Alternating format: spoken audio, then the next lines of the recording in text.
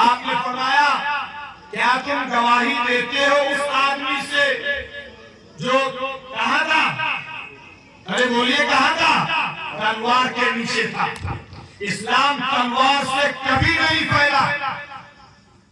افسوس، صد افسوس کہ آج ہمیں اور ہمارے بھائیوں کو، ہماری کمیونٹی کے لوگوں کو اسلام کی حقانیت اور اسلام کی صداقت کو بیان کرنے کے لیے کوئی ان کے پاس مواد اور کوئی ان کے پاس علم اور نالج نہیں۔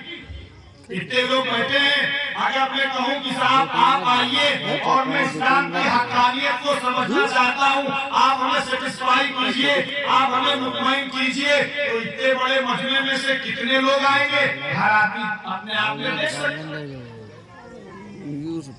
آپ نے فرمایا کیا تم گواہی دیتے ہو کہ اللہ کے سوا کوئی معبود نہیں اور میں اللہ کا رسول ہوں؟ اس آدمی نے کہا نہیں، میں گواہی نہیں دیتا ہوں۔ آپ پھر اس نے ایک بات اور کہی، وہ لوگ سچے تھے، جو دل میں تھا وہی زبان پر، نفاق کی پالیسی پر نہیں تھے۔ اس آپ مسجد میں گئے تو ایمان کے ساتھ چلے گئے، مسجد سے باہر آئے تو سارا ایمان اور سارا عمل اور سارا دن وہی چھوڑ کے چلے۔ مسجد میں مسلمان، بازار میں مسلمان، کاروبار میں مسلمان، اور ساتھ اپنی فیملی کے ساتھ مسلمان، پڑوسی کے ساتھ مسلمان۔ مسلمان کا مطلب وہ جو قرآن اور احادیث کی چیزوں کو اپنے اندر لیے ہوئے ہو، وہ ہے مسلمان۔ اس نے کہا نہیں، میں گواہی نہیں دیتا۔ اس نے ایک بات اور کہی، لیکن ہاں میں ان لوگوں کے ساتھ نہیں رہوں گا جو لوگ آپ سے قتال کریں گے، جو لوگ آپ سے لڑیں گے، بیٹل فیلڈ میں آئیں گے، میں ان کے ساتھ نہیں رہوں گا۔ یہ میں آپ سے وعدہ کرتا ہوں اور وعدہ کرتا ہوں۔ آپ صلی اللہ علیہ وسلم نے اس کا راستہ چھوڑ دیا اور کہا ٹھیک، میں نے تمہیں آزاد کر دیا، بخش دیا۔ وہ آدمی جب اپنی قوم کے پاس گیا، اپنے لوگوں کے پاس گیا اور اس نے کہا، ایک جملہ کہا، جئتکم من عند خیر الناس، کہ اے لوگوں، میں دنیا کے سب سے بہتر شخص کے پاس سے تمہارے پاس آیا۔ کون کہہ رہا ہے؟ کون کہہ رہا ہے؟ ایک مشرک کہتا ہے کہ میں دنیا کے سب سے بہتر شخص کے پاس سے تمہارے پاس آیا ہوں۔ میرے عزیزوں، بزرگوں، دوستوں، پیارے بھائیوں، کیا ہمارا اخلاق اسی طرح ہے کہ کوئی کہے کہ صاحب فلاں ہمارے گاؤں کا جو پڑوسی ہے یا فلاں مسلمان ہے، وہ ایسے اخلاق، ایسے کنڈکٹ، ایسے بہیو اور ایسے سلوک والا ہے جس کا سلوک یقیناً قرآن اور حدیث اور تاجدار وطن محمد رسول اللہ صلی اللہ علیہ وسلم کی تعلیمات کے مطابق۔ ہمارا حال جانتے ہیں کیا؟ ایک نہیں 1000 قصے ملیں گے، کہتے ہوئے بھی افسوس لگتا، دل دکھتا۔ ہمارا حال یہ ہے مارکیٹ کے اندر کہ جھوٹ میں، بے ایمانی میں، دغا بازی میں اور تمام اس طرح کی گندی ایکٹیویٹیز کے اندر، بہرحال آپ ہو سکتا ہے بہت اچھے ہوں، نیک ہوں اور آپ کی ڈیلنگز بہت آپ ٹرانسپیرنٹ ہو، آپ کے معاملات بہت شفاف ہو، لیکن پوری کمیونٹی کا حال یہ ہے کہ صاحب آج ہم مارکیٹ کے اندر ان غلط کوالٹیز کے ذریعے سے ریکگنائز کیے جاتے ہیں، جانے پہچانے جاتے ہیں۔ جس سے قرآن نے یہ بات کہی ہو، یا ایھا الذین آمنوا اتقوا اللہ،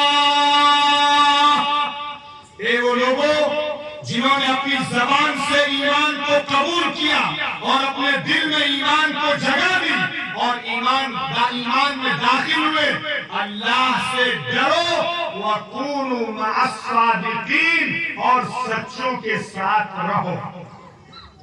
جس کمیونٹی کے قرآن نے یہ کہا ہو کہ سچوں کے ساتھ رہنا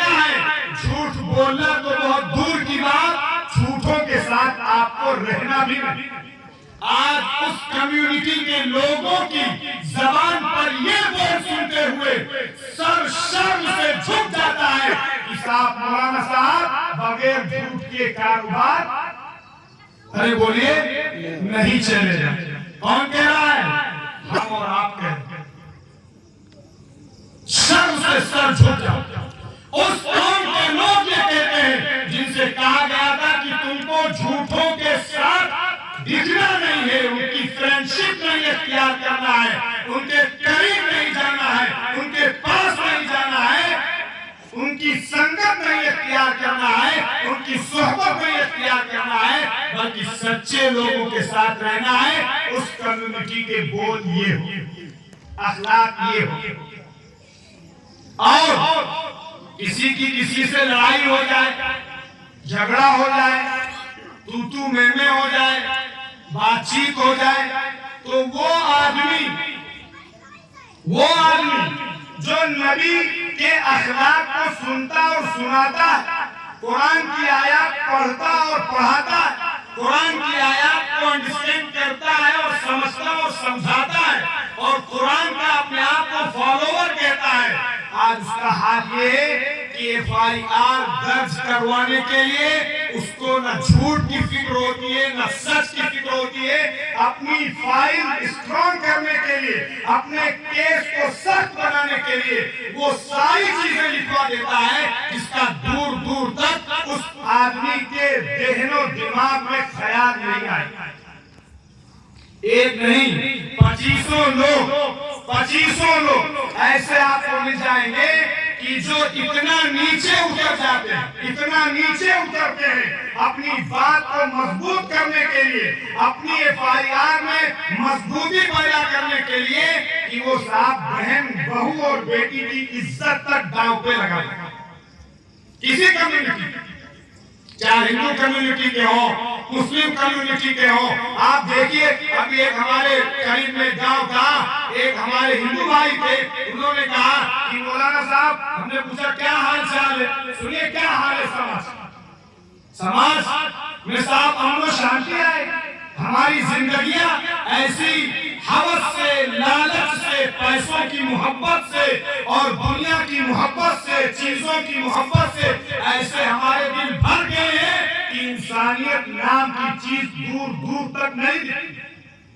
کیا آپ کی آنکھوں میں آنسو نہیں آئیں گے کہ آپ کے سامنے ایک مریض تڑپ رہا ہو اور آخری سانسیں لے رہا ہو اور اس کے خون بہہ رہا ہو، چاہے وہ مسلمان ہو، چاہے وہ ہندو ہو، چاہے وہ بدھسٹ ہو، چاہے وہ جینی ہو، تڑپ رہا ہے، اور ڈاکٹر صاحب یہ کہہ رہے صاحب پہلے کاؤنٹر پہ پیمنٹ کیجئے تب ہم اس مریض کو ہاتھ لگائیں گے، آپ اسپتال میں جا کے کہیں بھی دیکھیں۔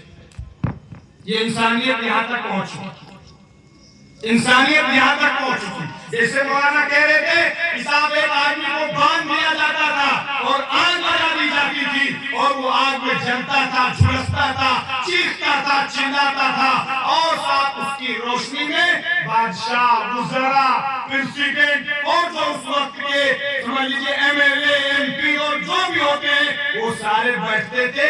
ایک طرف آدمی جلتا تھا، دوسری طرف وہ جانور نما انسان اس دسترخوان پر بیٹھ کے کھانا کھانا۔ کیا اس کی مثال یہ نہیں کہ ایک طرف آدمی تڑپ رہا ہے، ایک طرف آدمی سسک رہا ہے، ایک طرف آدمی مر رہا ہے، دم توڑ رہا ہے، اور صاحب ہم اپنے کیبن میں بیٹھ کے اور اپنے چیمبر میں بیٹھ کے ہم یہ کہہ دیتے ہیں کہ صاحب اتنا انتظام کیجئے تب آپ کے پیشنٹ کا ایڈمیشن، آپ چلے جائیے، کچہری چلے جائیے، دیکھیے آپ کیا ہو رہا ہے۔ تو بہرحال آدمی اپنی چیز کو مضبوط کرنے کے لیے، تو انہوں نے کہا کہ مولانا صاحب ہماری سائیکل سے ایک بکری ان کے یہاں جو تھی اس کو ٹچ کر دیا اور اس کا پیر ٹوٹ گیا۔ پھر کیا ہوا؟ پھر کہا کہ اور کچھ نہیں ہوا، باقی میں کچھ بات چیت ہوئی، ہاتھ وات تک نہیں لگایا، لیکن FIR میں ٹوٹا ہوا ہاتھ لکھا ہوا۔ ڈاکٹر صاحب کا سرٹیفکیٹ بھی اویلیبل ہو گیا، اور صاحب جو ہمارے دوسرے بھائی بند ہیں جو FIR لکھتے ہیں انہوں نے بھی اس کو कबूल कर लिया, वो हाथ टूटा था 1 हफ्ते पहले, और जिसने उसके हाथ तक नहीं टच किया उसका नाम साहब उसमें लिखा जा रहा है हाथ तोड़ दे। हमारी आदमी कोई तू में है, और हम जो है वो साहब फिर ऐसा लिखाते हैं कि इन्होंने हमारे घर के साथ ये कर दिया और हमारी बहू बेटियों के साथ ये किया। यहाँ तक कि लोग गिर गए, यहाँ तक कि लोग गिर गए कि अपनी बहू बेटियों के कपड़े फाड़ के वो थाने में ले जाके पेश कर देते हैं कि साहब ये सुलूक इन्होंने हमारे घर पे किया है, हालांकि उसकी निगाह भी उस खातून पर नहीं पड़ी। ये हमारे समाज का हाल, ये हमारे समाज का हाल। याद रखिए, अगर आका